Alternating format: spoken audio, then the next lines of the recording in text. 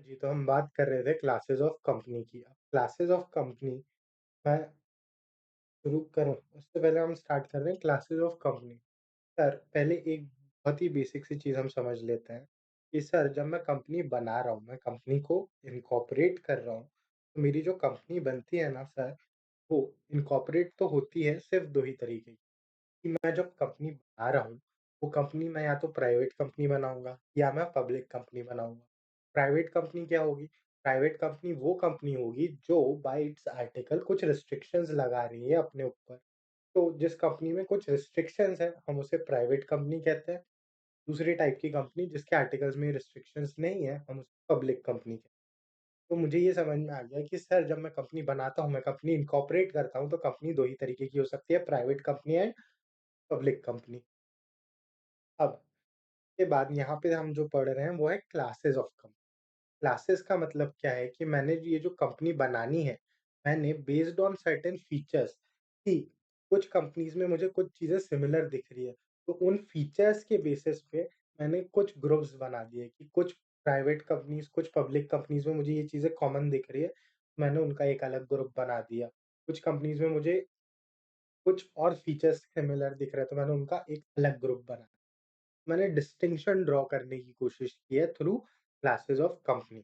ये डिस्टिंक्शन मैं किस बेसिस पे कर सकता हूँ? सर मैं ये डिस्टिंक्शन कर सकता हूँ on the basis of liability, मैं ये डिस्टिंक्शन कर सकता हूँ on the basis of number of members, मैं ये डिस्टिंक्शन कर सकता हूँ on the basis of control. Same मैं डिस्टिंक्शन कर रहा हूँ on the basis of access to capital कि पैसा कितना ला सकते हो।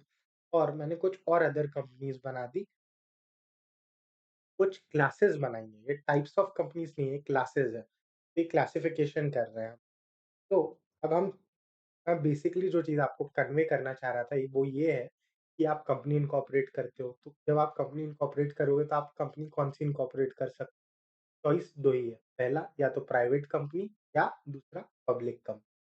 अब उनके फीचर्स के बेसिस पे मैं चाहूँ तो उन्हें फर्दर आगे क्लासिफाई कर सकता हूँ। तो ये क्लासिफिकेशन हम पढ़ना शुरू करते हैं। सबसे पहला है classification on the basis of liability. Liability किसकी सर? लायबिलिटी मेंबर की। कि ये जो मेंबर है ना, जब आप कंपनी में पैसा डालते हो, तो वो उसके आप मेंबर बनते हो। उस मेंबर्स के अगेंस्ट आपको ओनरशिप राइट्स मिलते हैं, बट आप लायबल रहते हो कंपनी को कुछ पैसा देने के लिए। तो वो लायबिलिटी मेंबर की कैसी हो सकती है? उसके बेसिस पे कंपनीज़ को हम 3 तरीके से क्लासिफाई करते हैं। पहला है कंपनी लिमिटेड बाय शेयर्स, दूसरा है कंपनी लिमिटेड बाय गारंटी, तीसरा है कंपनी दैट इज़ अनलिमिटेड। अब इसमें क्या होता है कि सर जो कंपनी लिमिटेड बाय शेयर्स है, उसमें मेंबर लायबल रहता है to the extent of unpaid amount on shares undertaken by him. कि मैंने अगर शेयर्स ले लिए हैं, मैंने ₹10 का एक शेयर लिया है कंपनी से, मैंने ₹5 कंपनी को शेयर के दे दिए हैं। जो बचा हुआ ₹5 उसके लिए मैं लायबल रहूँगा कंपनी को कि मुझे वो अनपेड अमाउंट ऑन शेयर देना है कंपनी को, if the company is limited by shares. दूसरा, company limited by guarantee. Company limited by guarantee में क्या होता है कि जो मेंबर है वो लायबल रहता है कंपनी को to the extent of guarantee undertaken by him. कि मैंने अगर गारंटी ली है कंपनी को कि मैं कंपनी को 10 लाख रुपए दूँगा, तो उस 10 लाख के लिए मैं लायबल हूँ। अब जब तक के मैं वो 10 लाख कंपनी को नहीं देता, तब तक के मेरी अनपेड लायबिलिटी रहती है। मान लीजिए मैंने कंपनी को 5 दे दिए, 5 लाख रुपए दे दिए। 5 लाख देने के बकाए, तो 5 लाख रुपए अभी भी मेरी लायबिलिटी है, वो भी मुझे कंपनी को देना पड़ेगा। पर क्या मैं 10 से ज़्यादा दूँगा क्या? नहीं, मेरी लायबिलिटी रिस्ट्रिक्टेड है 10, क्योंकि मैंने उसी अमाउंट की गारंटी ली है। और अनलिमिटेड कंपनी में क्या होता है सर, अनलिमिटेड कंपनी में मेंबर की लायबिलिटी रिस्ट्रिक्टेड नहीं रहती है, लिमिटेड नहीं रहती है। यानी कि कंपनी की जो टोटल डेट्स है, उसके लिए मेंबर्स को आप ज़्यादा पैसा भी बुलवा सकते हो, कि अगर कंपनी की लायबिलिटी 100 करोड़ की है और मेंबर्स उस कंपनी के पास 50 करोड़ ही है, बचे हुए 50 करोड़ के लिए आप मेंबर्स से ही पैसा बुलाओगे, तो वो होती है अनलिमिटेड कंपनी। यार अनलिमिटेड कंपनी फिर कोई बनाएगा ही क्यों? क्योंकि जब आपको limitation of liability of member का फ़ायदा मिल रहा है। सर, ये चीज़ यहाँ पे दी गई है कि कंपनीज़ एक्ट अलाउ करता है कि चाहो तो तुम बना सकते हो। बनाना है क्या? तुम्हारी चॉइस, ये नहीं है। अब ये जो लिमिटेशन है, इसपे कंपनीज़ को हम 2 तरीके से और देख सकते हैं कि लायबिलिटी जो है लिमिटेड है बाय शेयर्स, तो ये शेयर्स पे जो लायबिलिटी लिमिटेड है, इसका पैसा कंपनी कब बुला सकती है? तब जब कंपनी गोइंग कंसर्न में कंपनी चल रही है या तब जब कंपनी वाइंड अप में जा रही है, कंपनी बंद हो रही है। दूसरा, company limited by guarantee. Company limited by guarantee पैसा कब बुला सकती है? ये मेंबर से पैसा तभी बुला पा सकती है जब कंपनी जा रही है इन लिक्विडेशन की कंपनी बंद हो रही है। उसके बाद the liability is limited for कि हमने यहाँ पे क्या कहा कि company limited by shares, company limited by guarantee, company unlimited company. तो सर इसमें से कौन से केस में कंपनी की लायबिलिटी अनलिमिटेड होगी? Obvious answer is unlimited company. Absolutely wrong. यहाँ पे जो हम डिस्टिंक्शन बना रहे हैं on the basis of limitation of liability, ये लायबिलिटी किसकी है सर? ये है लायबिलिटी मेंबर की। तो जब हम बात करते हैं लिमिटेड कंपनी की, चाहे वो लिमिटेड बाय शेयर हो या लिमिटेड बाय गारंटी हो, वहाँ पे मेंबर की लायबिलिटी लिमिट होती है।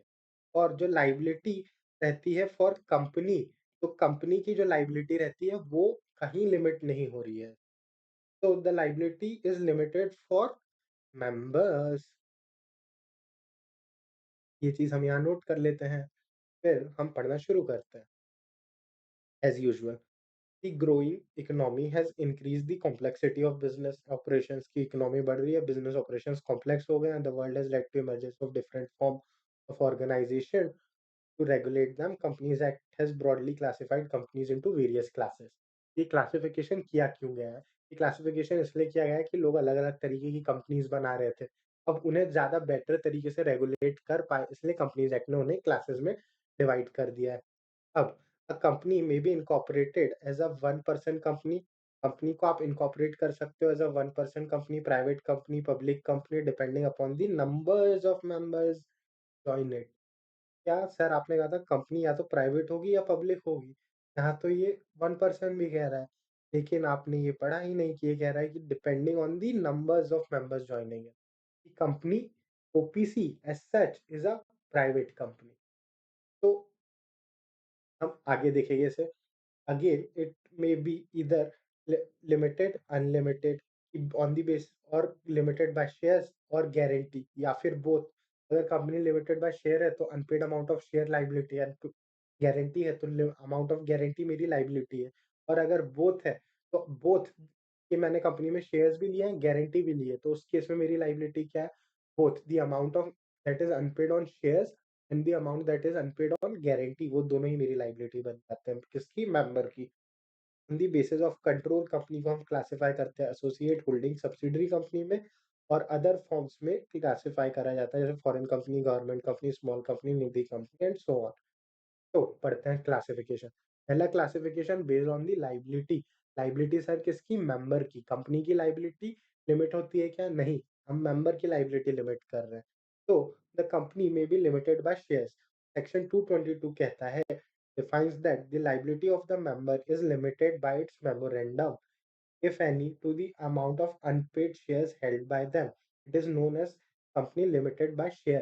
कि कंपनी ने अगर अपने मेमोरेंडम में ये लिख दिया कि मेरा जो लायबिलिटी है, मेरे मेंबर की जो लायबिलिटी है, वो इसे और बेहतर तरीके से समझते हैं कि आपने कंपनी इनकॉर्पोरेट की। कंपनी इनकॉर्पोरेट करने के बाद आपने मेमोरेंडम बनाया। मेमोरेंडम में एक क्लॉज़ होता है लायबिलिटी क्लॉज़। यहाँ पे आप बताते हो आपके मेंबर की लायबिलिटी कितनी है।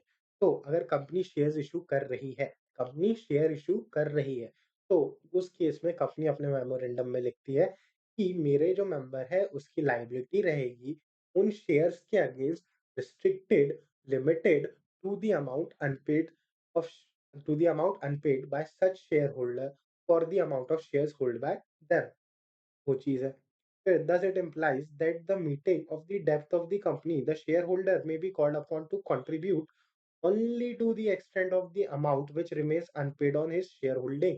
कि सर अगर कंपनी ने आगे चल के कोई डेट ली, उसके लिए कंपनी को पैसा देना है, तो उसके लिए पैसा वो बुलाएगी अपने शेयर होल्डर से, और वो शेयर होल्डर से उतना ही पैसा बुला सकता है जितना उस शेयर होल्डर ने उस शेयर के अगेंस्ट अनपेड है।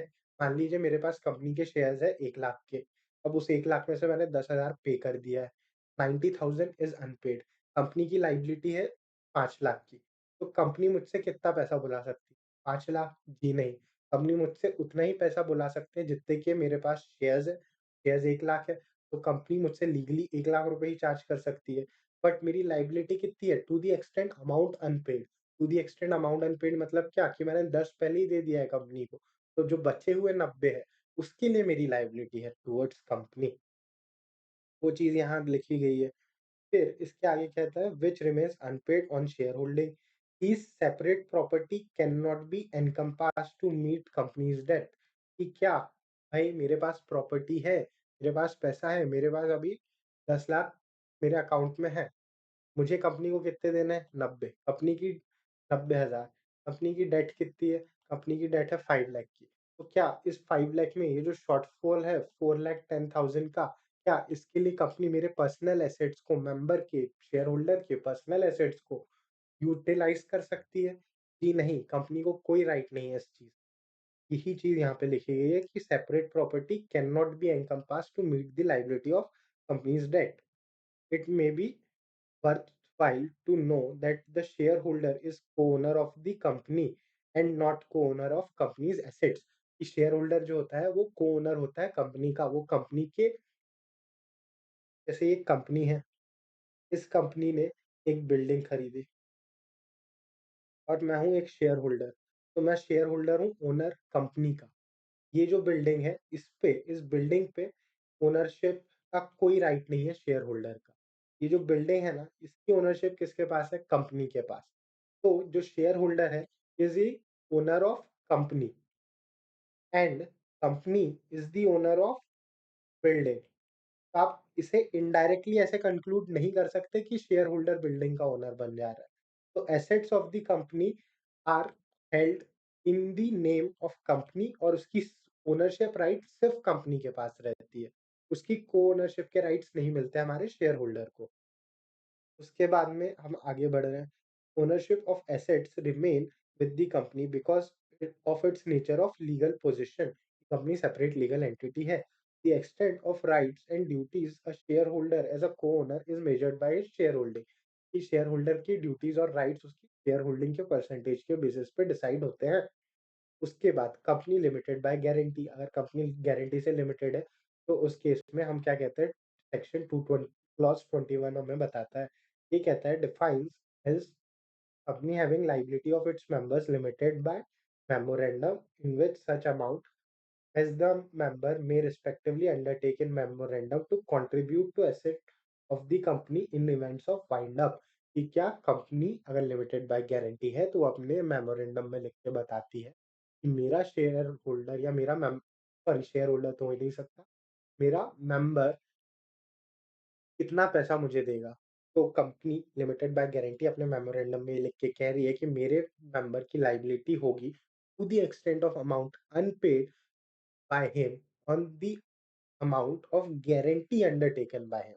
और वो गारंटी का पैसा कब मैं बुलाऊँगा? वाइंडिंग अप के टाइम में।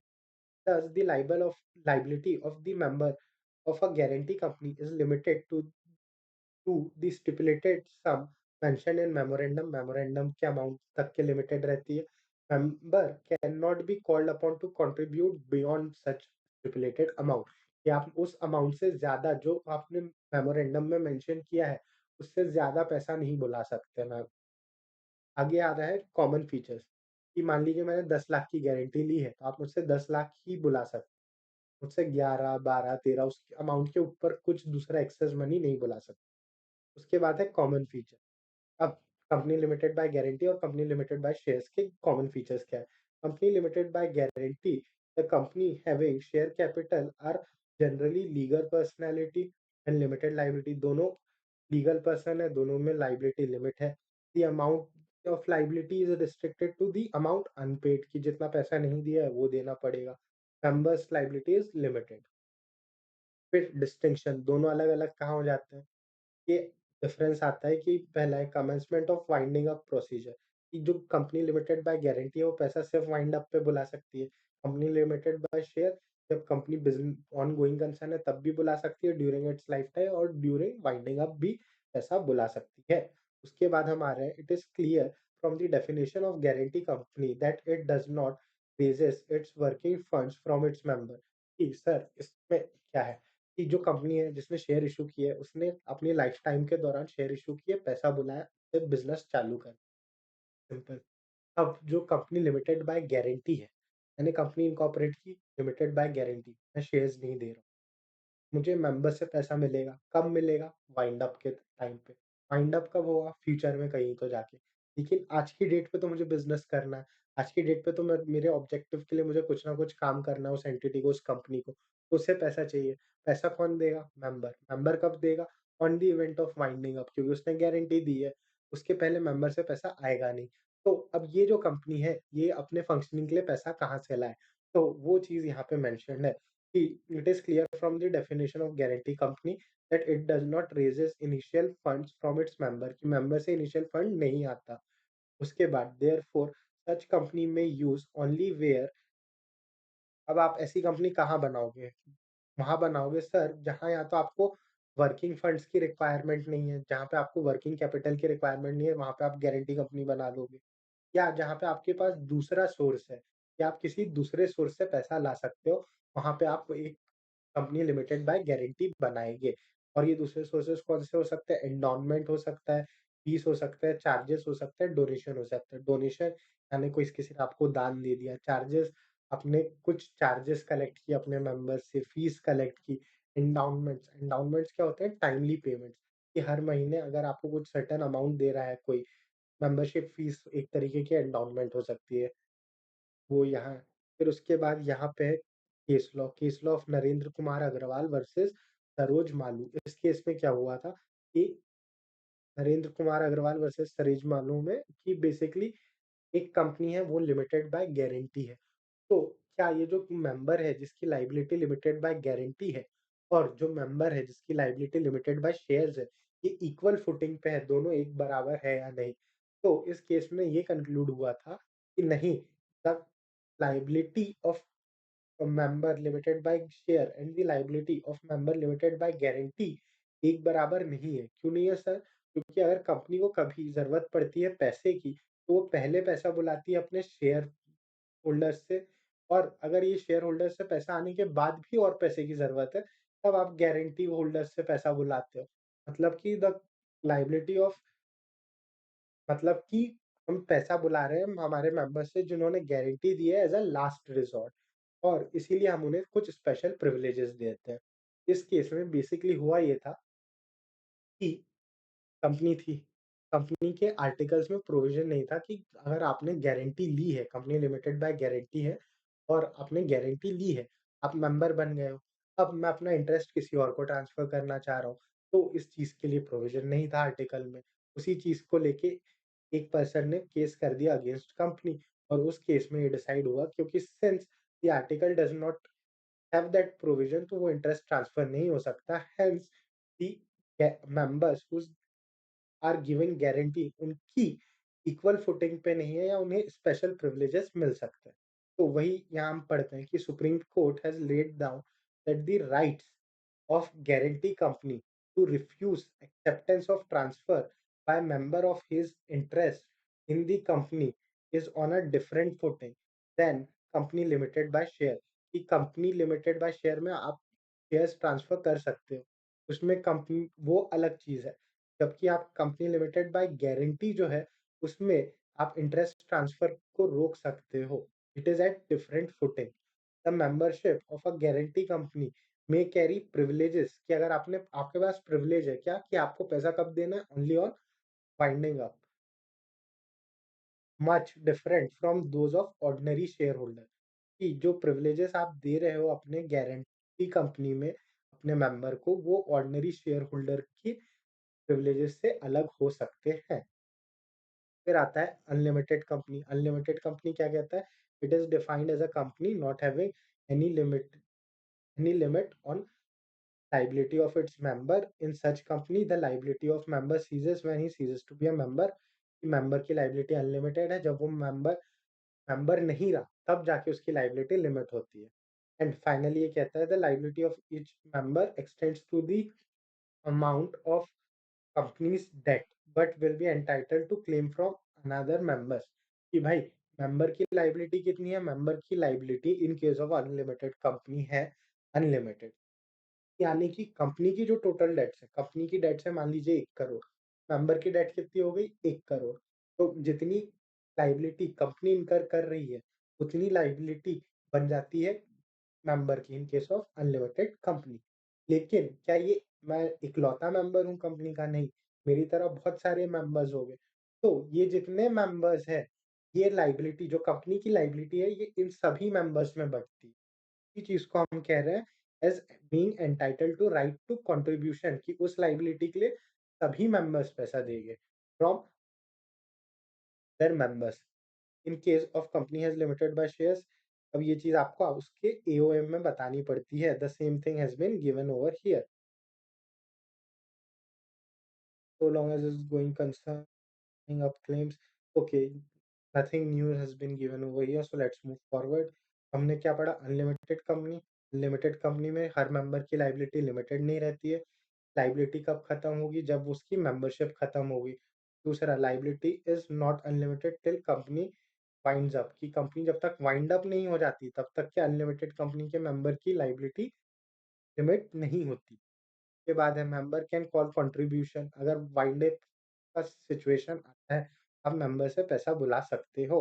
और liability of each member extends to company's debt कि कंपनी जितनी डेट है, वो मेंबर की भी डेट बन जाती है। हाउएवर वो एक-दूसरे से कंट्रीब्यूशन नहीं माँग सकते। वो कंपनी की टोटल डेट एक मेंबर की डेट तो है, उसके लिए अगर मैंने पैसा दिया है, तो वो पूरी डेट मेरी नहीं है, वो बाकी मेंबर्स की भी है।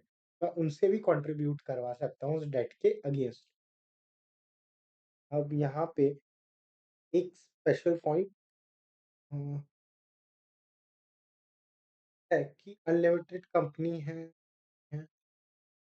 Case of a company an article of must treat the amount of capital against each share कि अगर आप कंपनी लिमिटेड बाय शेयर्स है, तो उसमें आपको अमाउंट बताना पड़ेगा कैपिटल का और किस डिनोमिनेशन में आप शेयर दे रहे हो वो।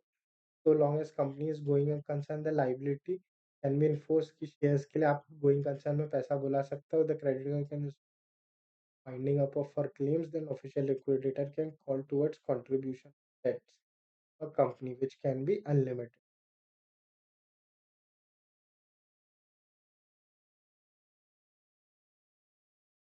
ये हम पढ़ रहे हैं आगे बेसिस। अब आगे पढ़ रहे हैं membership on the basis of. Okay, so it might happen कि ये वीडियो हम 2 पार्ट्स में डालें। इस वीडियो में हम कवर करेंगे ये 4 point that is company on the basis of liability, company on the basis of members, company on the basis of control and company on the basis of access to capital. ये जो other type of companies है, ये हम एक separate video में as a part 2 to this video upload करेंगे। तो let us start with liability on the basis of member. Class of company on the basis of member कि sir company कितने members की हो सकती है। तो इसके लिए हमारे पास आंसर है कि on the basis of member company के 3 क्लासिफिकेशन होते हैं। पहला है प्राइवेट कंपनी, दूसरा है पब्लिक कंपनी और तीसरा है OPC which is nothing but a type of a private company. तो अब हम पढ़ते हैं कि सर ये क्लासिफिकेशन क्यों है? क्लासिफिकेशन है कि एक कंपनी में कितने मेंबर्स हो सकते हैं। पहला है OPC, OPC is one person company. तो कंपनीज़ एक्ट 2013 ने एक नई क्लास ऑफ कंपनीज़ को बनाने का हमें मौका दिया, जिसे हम कहते थे सिंगल पर्सन कंपनी। यानी कि कहा वो कंपनी जिसमें एक सिंगल पर्सन, एक अकेला आदमी भी कंपनी इनकॉर्पोरेट कर सकता है, वो उस कंपनी का सिंगल मेंबर होगा। इसीलिए हम उसे कह रहे हैं ओपी। ओपीसी के लिए हम देखते हैं section 2 clause 62 of companies act defines OPC as a company which has only one person as its member. One person company has been introduced to encourage entrepreneurship for sole proprietors कि भई हम देखते होंगे कि इस पैराग्राफ में basically ये कह रहा है कि आपके आस-पास बहुत सारे बिज़नेसेस हो गए, रेहड़ी वाले हो गए, गुपचुप बेच रहा है कोई, कोई कुछ दूसरा सामान बेच रहा है ठेले पे। ये जो इंडिविजुअल पर्सन्स हैं, जो सोल प्रोप्राइटर्स है या जिसकी दुकान है, वो किराने का ही सामान बेच रहा है अपनी दुकान में। तो वो जो एक इंडिविजुअल सोल प्रोप्राइटर है, उसकी सोल प्रोप्राइटरशिप में लायबिलिटी अनलिमिटेड रहती है। तो उसे मौका दे रहे हैं हम थ्रू ओपीसी कि वो इंडिविजुअल पर्सन जो है, वो इंडिविजुअल सोल प्रोप्राइटर चाहे तो कंपनी फॉर्म में अपना बिज़नेस रजिस्टर करा दे, उसे एज़ एन ओपीसी रजिस्टर कराए, जिसमें एक ही मेंबर होगा, प्लस उसकी लायबिलिटी लिमिट हो जाएगी। फिर the procedure requirements of an OPC are simplified through exemptions under this act कि ओपीसी को बहुत सी चीज़ों में रिलीफ दिया गया है कि एक नॉर्मल कंपनी को जो-जो कंप्लायंसेस करनी पड़ती है, वो कंप्लायंसेस हमने ओपीसी के लिए रिड्यूस की है। उसके बाद है according to the act, OPC is a private limited company, OPC private limited company है। With minimum paid up share capital as may be prescribed. अब मिनिमम शेयर कैपिटल कितनी है सर? उन्होंने बताया नहीं। हैविंग 1 मेंबर कि इसका एक ही मेंबर होगा। तो ओपीसी की सिग्निफिकेंट क्या बातें हैं? ओपीसी में एक ही पर्सन है जो उसका मेंबर है। इसमें मिनिमम कैपिटल जो है वो एज़ मे बी प्रिस्क्राइब्ड है, उन्होंने लिमिट क्या है वो बताई नहीं है आपको। दूसरा है कि मतलब कि मैं किसी भी अमाउंट के साथ ओपीसी बना सकता हूँ क्या? हाँ, बना सकते हो as of now. The memorandum of OPC shall indicate the name of the person. अब यहाँ पे देखना कि मैं हूँ एक पर्सन जिसने बनाई एक ओपीसी। अब ये जो ओपीसी है, इसका मेंबर मैं हूँ। अब क्या हो सॉरी, जैसे मैं हूँ मान लीजिए मिस्टर ए। मिस्टर ए ने बनाई है ओपीसी। ओपीसी का कौन बन गया? मेंबर। मेंबर है मिस्टर ए। अब हमें पता है कि on the event of on the event of death और कि मेंबर्स में कम एंड मेंबर्स में गो कि ट्रांसफरेबिलिटी ऑफ शेयर रहती है। तो अगर इस मेंबर को कुछ हो जाए, तो कंपनी के ओपीसी के एक्जिस्टेंस को कुछ फ़र्क पड़ेगा क्या? नहीं, यूजुअली तो नहीं क्योंकि कंपनी में बहुत सारे मेंबर्स रहते हैं, बहुत सारे शेयर होल्डर्स रहते हैं, तो 1-2 के आने-जाने से फ़र्क नहीं पड़ता। लेकिन यहाँ पे तो एक ही मेंबर है, एक ही पर्सन है हू इज़ रिस्पांसिबल। तो अगर ए को कुछ हो जाए, तो उस केस में ओपीसी का क्या होगा? केस में अगला मेंबर कौन बनेगा? तो इसलिए जब हम ओपीसी बनाते हैं, उस समय ये जो पर्सन है ओपीसी का मेंबर है, ये फाइल करता है नॉमिनेशन। नॉमिनेशन क्या? कि मेरे बाद अगला मेंबर इस ओपीसी में कौन बनने वाला है, उस पर्सन का नाम भी आप पहले ही बता दे रहे हो। पर क्या आप किसी और का नाम ले रहे हो, उसके नाम के साथ-साथ आपको उसकी क्या लगेगी? कंसेंट कि ये जो दूसरी पार्टी है, वो तैयार है to act as a member of this OPC in event कि जो ओरिजिनल पर्सन है हू हैज़ फॉर्म्ड ओपीसी, अगर उसे कुछ होता है, तो उसकी जगह पे दूसरा पर्सन का नाम नॉमिनेशन में दिया गया है, वो कंसेंट दे रहा है कि he will act as a member in this. वही चीज़ यहाँ पे दी गई है। तो ये क्या कहता है पढ़ते हैं, the memorandum of OPC shall indicate the name of other person who shall in event of subscriber's death or incapacity to contract become member of the company की नॉमिनी मेंबर बन जाएगा। The other person whose name is given in memorandum should give prior written consent in prescribed form। इस nominee को अपनी consent भी देनी पड़ेगी to ROC in e memorandum and article कि जब आप कंपनी इनकॉर्पोरेट कर रहे हो, उसी समय आपको आरओसी को बताना पड़ेगा कि ये जो नॉमिनी है उसकी कंसेंट है और वो कंसेंट आपको जब एमओए ये दे रहे हो उसी टाइम पे देनी पड़ेगी आरओसी को। उसके बाद क्या कह रहा है ये कि such other person may be given the right to withdraw his consent कि उस पर्सन के पास राइट है कि वो चाहे तो अपनी कंसेंट विथड्रॉ कर सकता है कभी भी। उसके बाद में कि नॉमिनी कभी भी कह सकता है कि हाँ, अब मुझे नॉमिनेशन कंटिन्यू नहीं करना है, तो उसके पास वो राइट टू विथड्रॉ भी रहता है। उसके बाद है the member of OPC at any time change the name of such other person by giving notice to the company and the company shall intimate to ROC कि ये कंपनी थी, उसमें मैंने किसी को नॉमिनी बनाया। अब नॉमिनी के पास राइट है कि वो कह दे कि मुझे नॉमिनेशन नहीं करना। वहीं पे अब मैंने कंपनी है उसमें मैंने किसी को नॉमिनी बनाया। अब मेरा मूड चेंज हो गया कि यार ये नॉमिनी जम नहीं रहा है, अब मैं किसी दूसरे पर्सन को नॉमिनी बना तो क्या मैं ये कर सकता हूँ? कि हाँ, वो अलाउड है। तो उस केस में मेंबर जो है नोटिस देगा किसको? कंपनी को कि मुझे क्योंकि कंपनी अलग है, मेंबर अलग है। मेंबर नोटिस दे रहा है कंपनी को कि कंपनी मुझे नॉमिनी चेंज करना है। फिर ये चीज़ जो है कंपनी इन्फॉर्म कर देती है आगे आरओसी को। इन प्रिस्क्राइब्ड फॉर्म की चेंज ऑफ नॉमिनी। अब आपने नॉमिनी चेंज किया, आपने ये नॉमिनी की डिटेल्स कहाँ दी थी? मेमोरेंडम और आर्टिकल्स के साथ। तो क्या मैं ये मानूँगा कि आपने जो नॉमिनी चेंज किया, उससे आपने अपना एमओए अल्टर कर दिया है? तो ये प्रोविज़न ये कहता है कि a change in nominee is not deemed, हम नहीं मानेंगे as an alteration of MOA, कि एमओए का अल्टरेशन नहीं माना जाता है चेंज इन नॉमिनी। पढ़ते हैं ये क्या कह रहा है? A member may at any time change other person giving notice to the company, ये तो हम पढ़ चुके हैं। Any such change in the name shall not be deemed to be an alteration of MOA, कि ऐसे एमओए का alteration नहीं माना जाता है। अब हम यहाँ से पढ़ना शुरू कर रहे हैं। अब हम यहाँ से आगे का यहाँ इस फ्लो चार्ट के थ्रू पढ़ना चालू करें कि मुझे बनानी है ओपीसी। तो क्या ओपीसी कोई भी बना सकता है? हू can form an OPC? OPC में दो एक पर्सन या तो मेंबर होगा, नॉमिनी होगा। तो ये मेंबर और नॉमिनी कौन हो सकते हैं? तो हमें प्रोविज़न कहता है कि ओपीसी बना सकता है एक नेचुरल पर्सन। नेचुरल पर्सन यानी जिसका जन्म हुआ। यानी मैं एज़ अ नेचुरल पर्सन किसी बना सकता हूँ, राइट। क्या कोई बॉडी कॉर्पोरेट, कोई कंपनी, कोई trust are this natural persons? No, those are legal persons, those are artificial persons. Can they create an OPC? The answer is no. तो OPC बनाने के लिए पहली कंडीशन आपको सर होना पड़ेगा नेचुरल पर्सन। दूसरा, you should be a citizenship you should be a citizen of India, मतलब कि क्या आप नेचुरल पर्सन हो, जिसके पास इंडिया में ओपीसी बनाने के लिए इंडियन सिटिज़नशिप होना ज़रूरी है। फिर सर क्या रेसिडेंट होना ज़रूरी है या नहीं? सिटिज़नशिप यानी नागरिकता। If I am born in India, I am an Indian citizen, simple thing.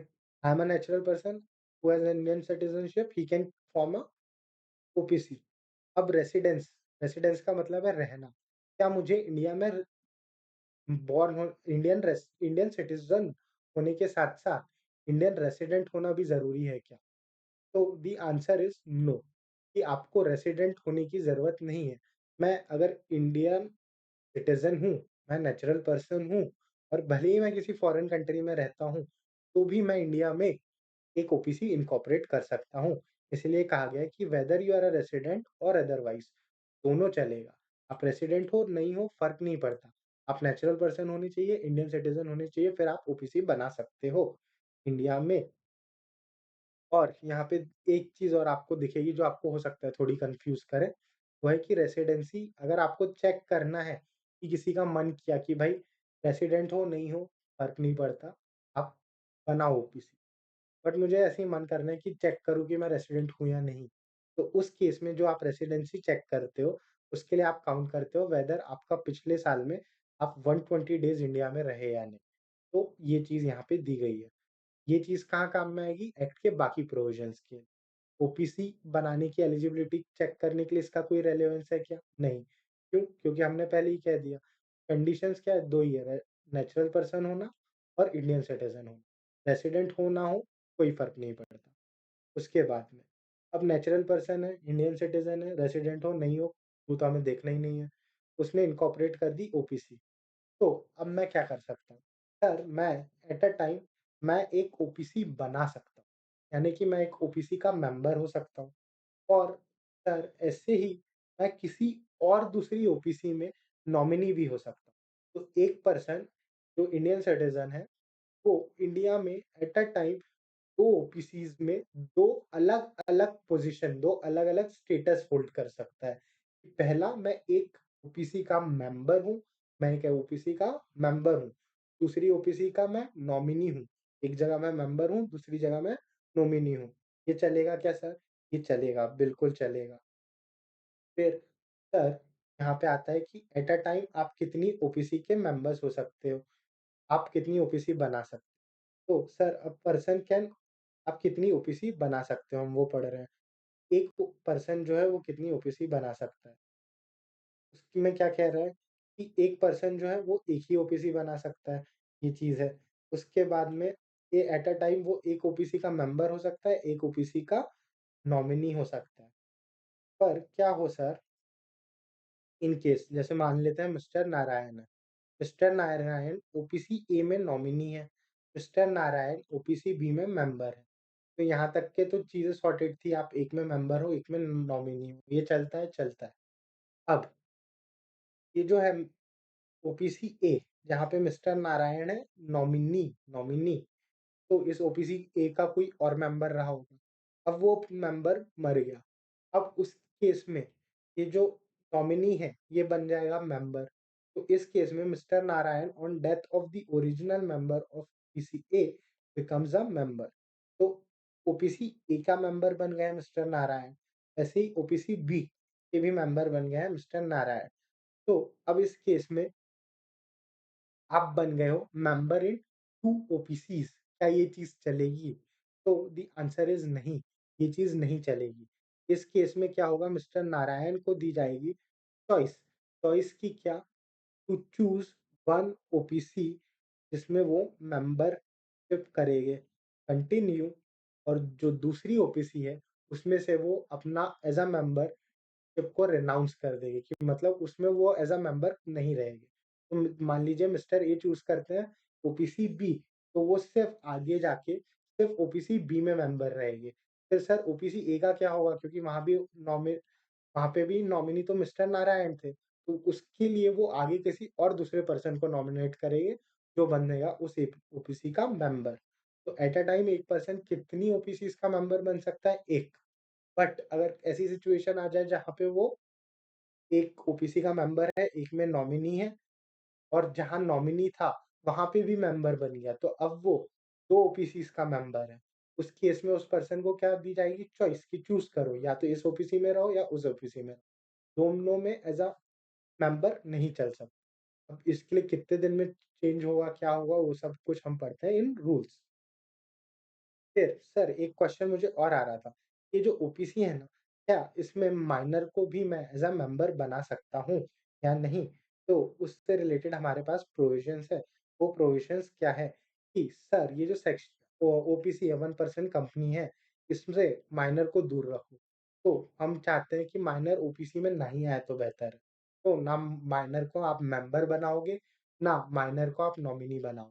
तो ओपीसी में माइनर ना मेंबर रह सकता है, ना नॉमिनी रह सकता है।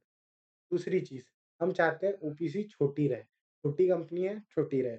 इसलिए आप ओपीसी को सेक्शन 8 कंपनी, सेक्शन 8 कंपनी क्या होती है सर? सेक्शन 8 कंपनी वो होती है जो किसी चैरिटेबल पर्पज़ के लिए बनी है।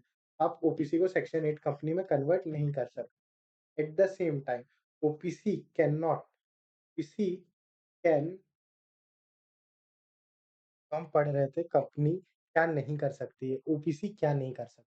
पहली चीज़ हम चाह रहे हैं कि ओपीसी 1 पर्सन कंपनी है, सोल प्रोप्राइटर के लिए बनाई गई है, तो ये जो ओपीसी है ये छोटी रहे। इसलिए हमने क्या कहा कि सर ओपीसी में मेंबर जो है या नॉमिनी जो है वो माइनर नहीं हो सकता। एक पर्सन एट अ टाइम एक ही ओपीसी का मेंबर या नॉमिनी हो सकता है।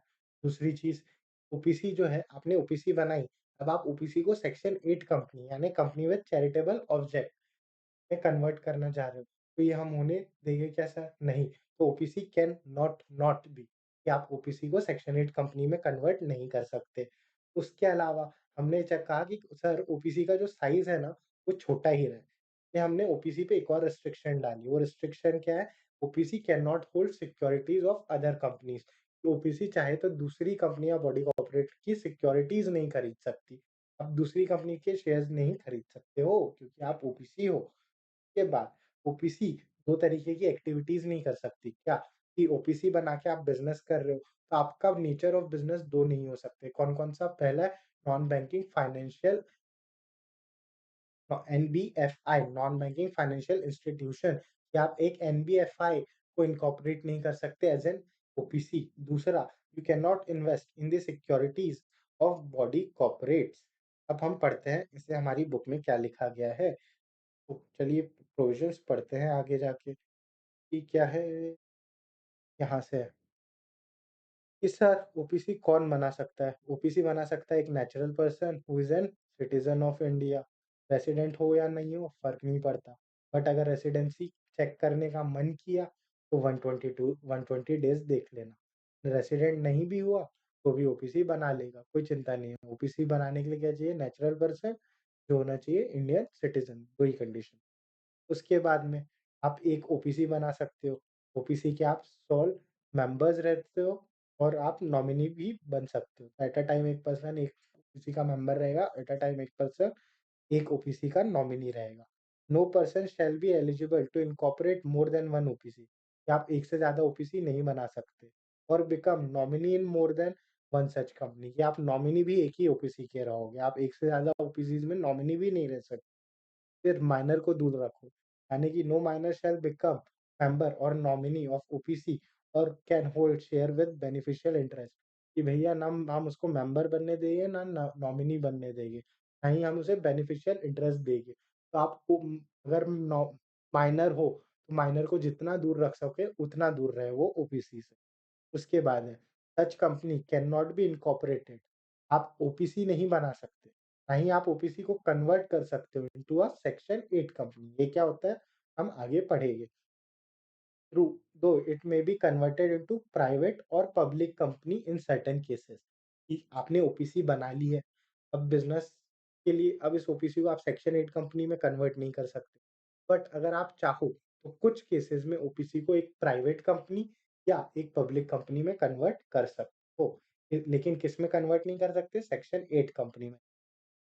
उसके बाद such company can not carry out non banking financial investment activities कि आप NBFI non banking financial investment related activities नहीं कर सकते। दूसरा, include investments in securities of any other body corporate कि आप किसी और दूसरी बॉडी कॉर्पोरेट की ना तो सिक्योरिटीज खरीद सकते हो, ना आप नॉन बैंकिंग फाइनेंशियल एक्टिविटीज में पार्टिसिपेट कर सकते हो। उसके बाद में हियर द मेंबर्स, यहाँ पे है कि member can be sole member and director कि मेंबर जो है वही ड्यूअल कैपेसिटी में एक्ट कर सकता है कि वो अकेला मेंबर भी है ओपीसी का और डायरेक्टर भी है।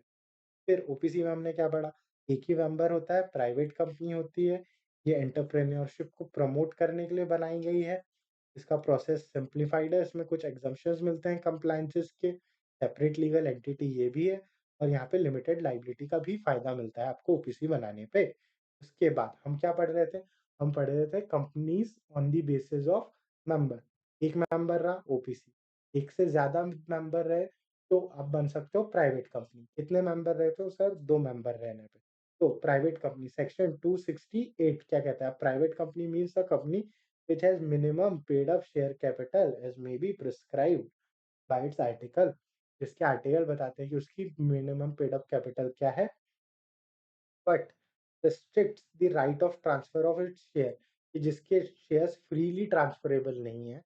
और दूसरा, accept in case of OPC, OPC के अलावा इसमें मैक्सिमम नंबर ऑफ मेंबर्स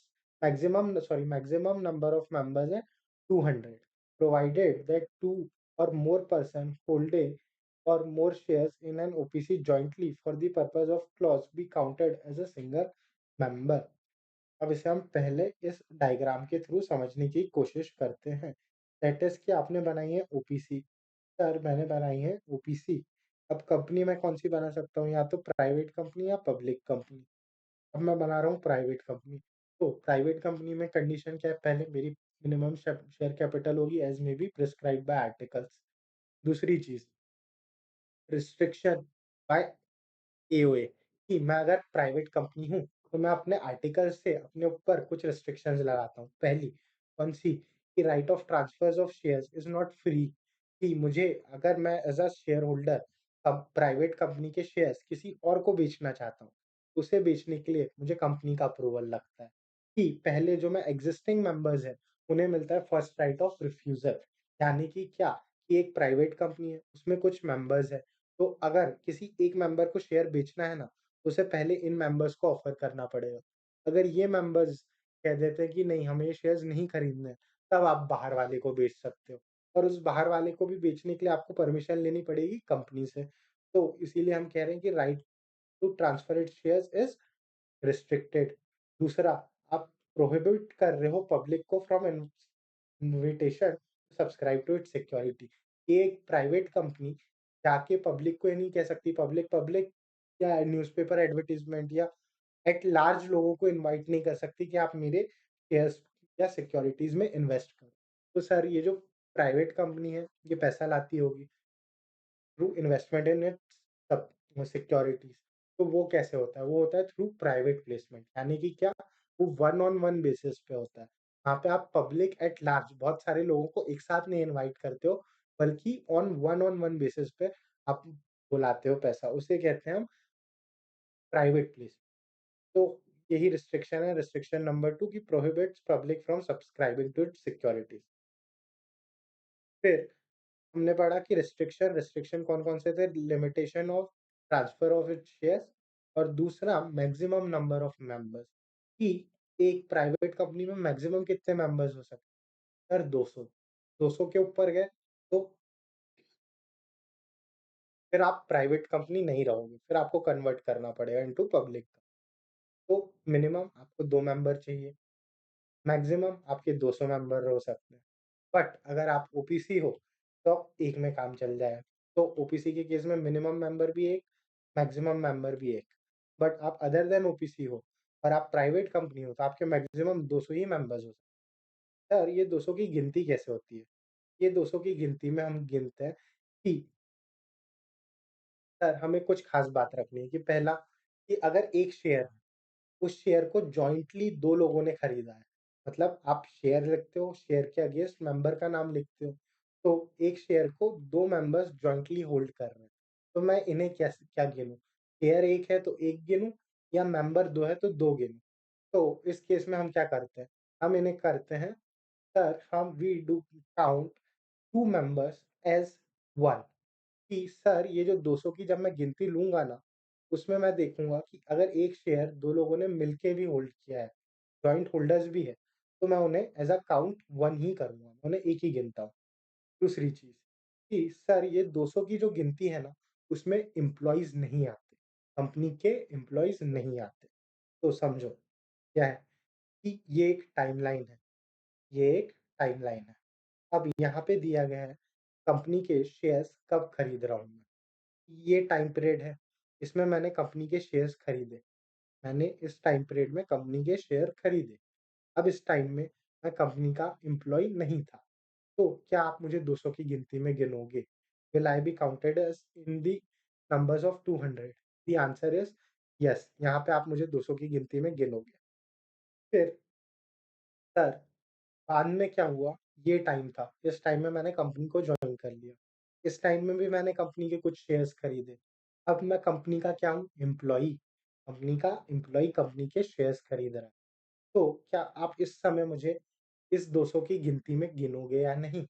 तो सर कंपनीज़ एक्ट कहता है कि ये जो 200 की गिनती है ना, इसमें कंपनी के किसी भी एम्प्लॉयी को मत गिनना, अगर उसने शेयर्स लिए थे, कब? जब वो कंपनी का एम्प्लॉयी था। तो इस 200 की गिनती में आप मुझे गिनोगे क्या? The answer is no. क्यों? क्योंकि जब मैंने शेयर्स लिए, तब मैं कंपनी का एम्प्लॉयी हूँ। उसके बाद सर मैंने कंपनी फिर छोड़ दी। उसके बाद now I am not an employee of the company. मैंने फिर कंपनी के शेयर्स खरीदे। तो मैंने जो शेयर्स यहाँ पे खरीदे, क्या आप उसके लिए मुझे गिनोगे? द आंसर इज़ येस, तब आप मुझे उन शेयर्स के लिए 200 की गिनती में गिनोगे। तो क्या हुआ कि शेयर्स अगर आपने कंपनी के शेयर्स तब खरीदे हैं, जब आप कंपनी के एम्प्लॉयी नहीं हो, तो आपको 200 की गिनती में गिना जाएगा। पर अगर आप कंपनी के एम्प्लॉयी हो और उस समय आपने शेयर्स खरीदे हैं, तो आपको 200 की गिनती में नहीं गिना जाएगा। दूसरी चीज़ कि सर मैंने शेयर्स खरीदे जब मैं कंपनी का एम्प्लॉयी था और ये 200 की गिनती मैं हर साल चेक करता हूँ, हर टाइम पे चेक करता हूँ। मैंने कंपनी के शेयर्स खरीदे जब मैं कंपनी का एम्प्लॉयी था, उस साल मैं इस 200 की गिनती में तो नहीं गिना गया होगा। फिर उसके बाद में मैंने कंपनी छोड़ दी। फिर उसके बाद कंपनी ने फिर काउंट किया कि हमारे मेंबर्स कितने। तो इस पीरियड में जब मैं पहले कंपनी का एम्प्लॉयी था, मैंने तब शेयर्स खरीदे थे एज़ एन एम्प्लॉयी और उस समय मैं 200 की गिनती में नहीं काउंट हुआ। अब मैंने कंपनी छोड़ दी है। क्या अब मुझे 200 की गिनती में गिनेंगे? The answer is no.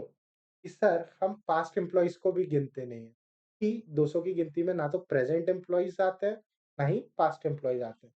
कि अगर आपने कंपनी के एम्प्लॉयमेंट के दौरान शेयर्स खरीदे, फिर आपने एम्प्लॉयमेंट छोड़ दिया, तो उसके बाद भी हम आपको 200 की गिनती में नहीं गिनेंगे। फिर सर एक केस बनता है इसका ठीक अपोज़िट कि मैं कंपनी का एम्प्लॉयी नहीं था, तब मैंने कंपनी के शेयर्स ले लिए। उसके बाद मैं कंपनी का एम्प्लॉयी बन गया। तो क्या मुझे आप इस 200 की गिनती में गिनोगे?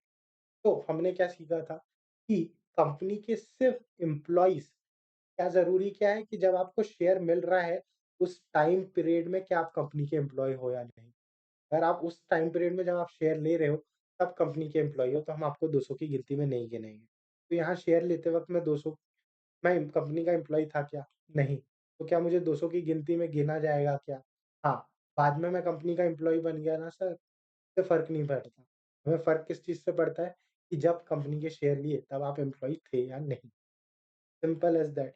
तो क्या मैं कंपनी इस केस में क्या होगा, will I be counted in 200? The answer is yes. Okay, तो अब पढ़ना शुरू करते हैं। ये क्या कह रहा है, प्राइवेट कंपनी प्रोवाइडेड कि ओके, यहाँ पे जॉइंट होल्डर की बात है कि 2 शेयर होल्ड किए, हम काउंट करेंगे 1। प्रोवाइडेड फर्दर कि ये जो 200 की गिनती में, इसमें हम कंपनी के एम्प्लॉइज़ को नहीं गिनते हैं, और फॉर्मर एम्प्लॉइज़ कि जब पहले शेयर लिया था तब आप कंपनी के एम्प्लॉयी थे, अभी नहीं हो, तो भी हम आपको नहीं गिनेंगे।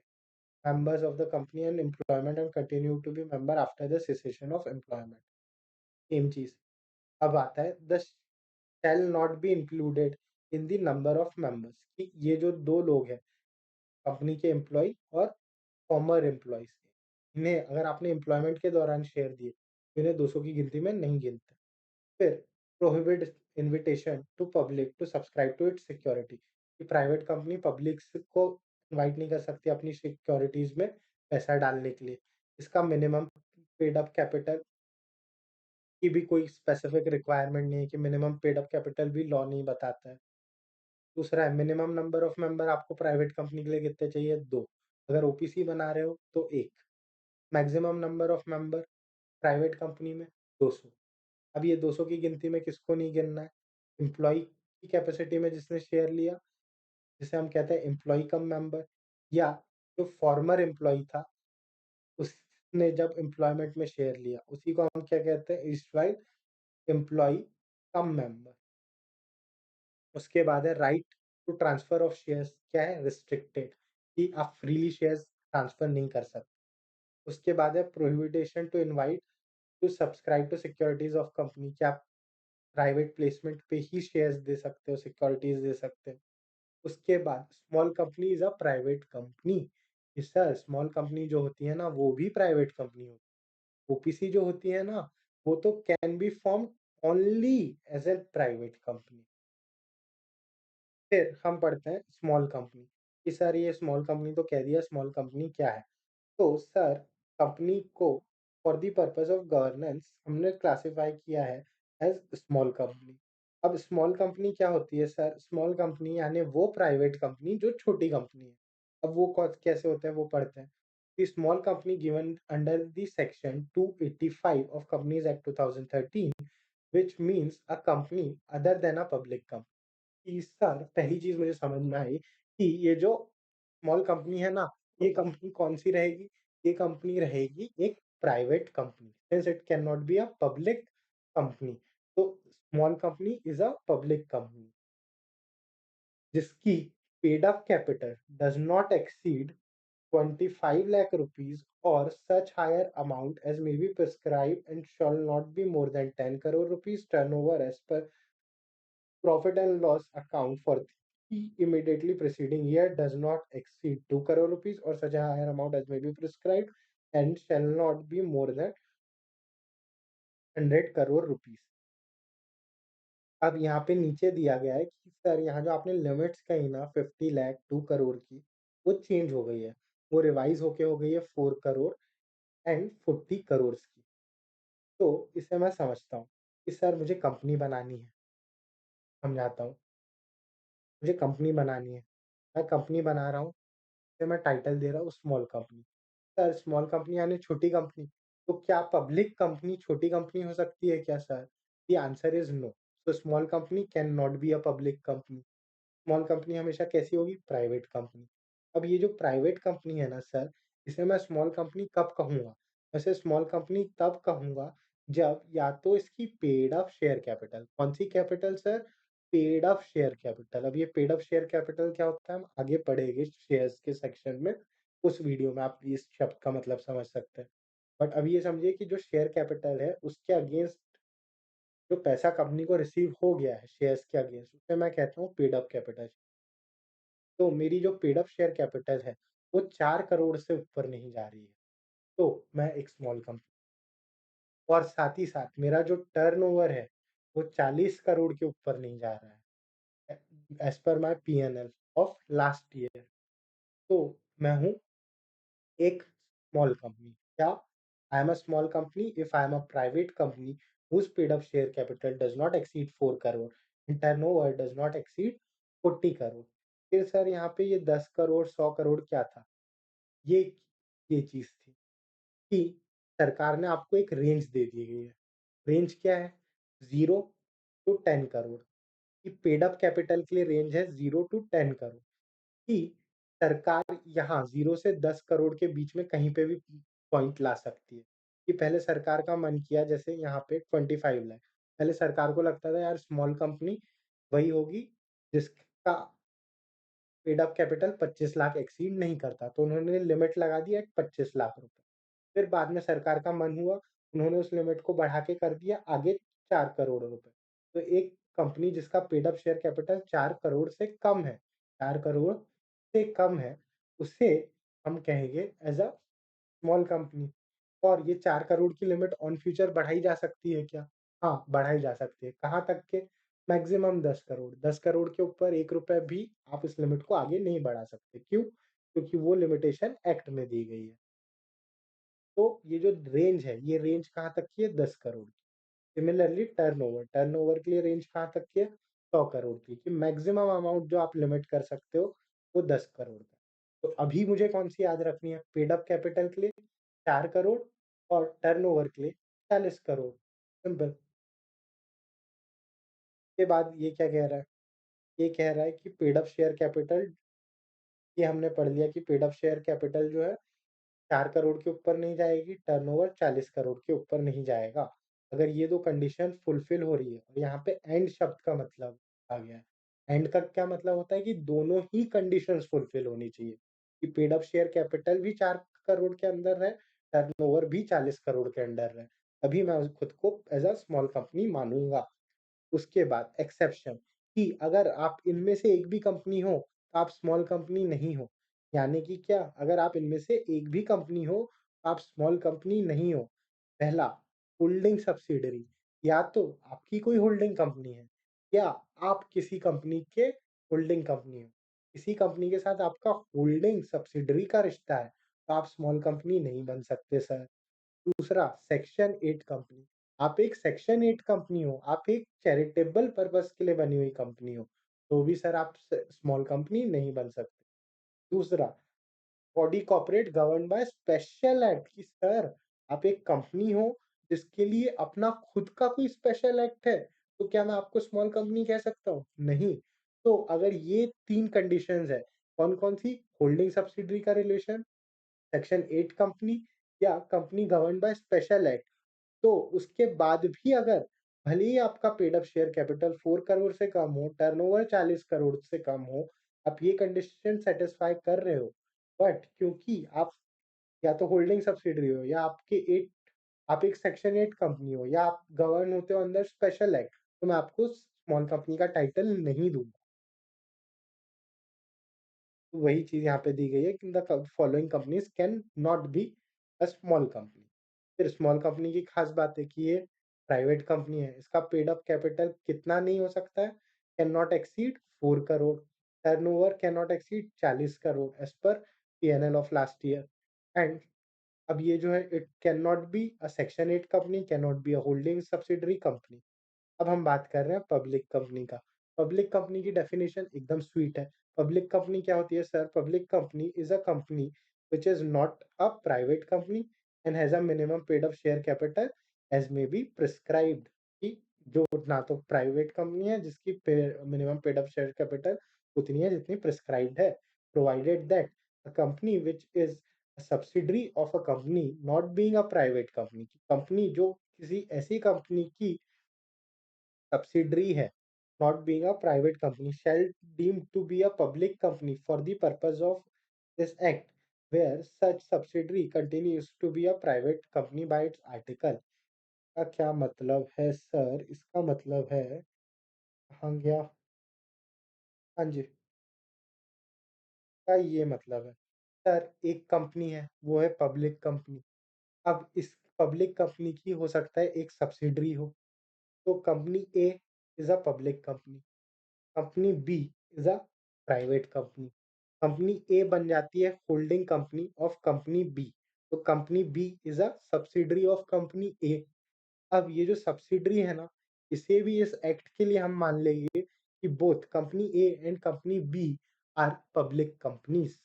मतलब मतलब कि ये कि अगर कोई पब्लिक कंपनी है और उसकी कोई सब्सिडरी कंपनी है और वो सब्सिडरी कंपनी भले ही प्राइवेट कंपनी हो, बट क्योंकि तुम एक पब्लिक कंपनी की सब्सिडरी हो, तो इस एक्ट के कंप्लायंसेस के लिए हम तुम्हें भी पब्लिक कंपनी मानेंगे और पब्लिक कंपनी के कंप्लायंसेस तुम्हें एप्लीकेबल हो जाएँगे। तो हम बी को क्या कह रहे हैं? B is a deemed public हम बी को मान ले रहे हैं as a deemed public company. तो सर बी बनी तो प्राइवेट कंपनी थी, मतलब उसके एओए में कुछ रिस्ट्रिक्शंस थे। तो हमने जैसे ही उसे डीम किया पब्लिक कंपनी तो वो रिस्ट्रिक्शंस हट गए क्या? नहीं। तो यहाँ पे वो कह रहा है कि आप अपने एओए के हिसाब से तो प्राइवेट कंपनी रहोगे, यानी कि एओए में जो रिस्ट्रिक्शंस हैं वो रहेगी। लेकिन इस एक्ट के कंप्लायंसेस के लिए हम आपको पब्लिक कंपनी मान लेंगे। क्यों? क्योंकि पब्लिक कंपनी में कंप्लायंसेस ज़्यादा होता है as compare to private company, तो आपको और ज़्यादा और स्ट्रिक्ट और स्ट्रिंजेंट कंप्लायंसेस फॉलो करने पड़ेंगे, सिंपल एज़ दैट। बट आपका इंडिविजुअली एओए अल्टर नहीं हो रहा है। That is what has been given here. अब पब्लिक कंपनी के स्पेशल पॉइंट, पब्लिक कंपनी कौन-सी होती है? वो जो प्राइवेट नहीं है, जिसमें के एओए में रिस्ट्रिक्शंस नहीं है, जिसके शेयर्स फ्रीली ट्रांसफरेबल है, जिसका minimum paid up capital requirement नहीं है, जिसमें मिनिमम नंबर ऑफ मेंबर्स 7 है, जिसमें मैक्सिमम मेंबर्स की कोई लिमिट नहीं है। मतलब कि क्या? सर, इसके मैक्सिमम मेंबर्स कितने भी हो सकते हैं, कोई लिमिट प्रिस्क्राइब नहीं है और subsidiary of a public company is deemed to be a public company और ये जो कंपनी है, ये लॉफुल पर्पज़ के लिए फॉर्म्ड होनी चाहिए। तो एक क्विक कंपैरिज़न करते हैं पब्लिक कंपनी, प्राइवेट कंपनी का। पब्लिक कंपनी डिफाइन है एज़ कंपनी जिसके एओ जो प्राइवेट कंपनी नहीं है मतलब उसके एओ में रिस्ट्रिक्शन एओए में आर्टिकल्स ऑफ एसोसिएशन में रिस्ट्रिक्शंस नहीं है, वहीं प्राइवेट कंपनी के आर्टिकल्स में रिस्ट्रिक्शंस है। दूसरा शेयर्स, पब्लिक कंपनी के शेयर्स फ्रीली ट्रांसफरेबल है, आप पब्लिक को इनवाइट करके शेयर्स सब्सक्राइब करा सकते हैं। जबकि जो शेयर्स एंड सिक्योरिटी होते हैं प्राइवेट कंपनी के वो फ्रीली ट्रांसफरेबल नहीं होते हैं, उसे आप पब्लिक इन्विटेशन नहीं दे सकते। Number of members, minimum number public company में है of members is 7, private company के लिए 2, 1 for OPC. Maximum number in case of public company not defined, कितने भी हो सकते हैं। दूसरा, इन case of private company the maximum number is 200, इसमें हम किसको नहीं गिनते हैं? एम्प्लॉइज़ को, प्रेज़ेंट एंड पास्ट। तो इस वीडियो को यहीं रोकते हैं। अगली वीडियो में हम कंटिन्यू करेंगे with on the basis of control, on the basis of access to capital और उसके बाद अदर टाइप ऑफ कंपनीज़ जो हमको दी गई है। ये हम इस वीडियो के पार्ट 2 में कंटिन्यू करेंगे। So that is it for now.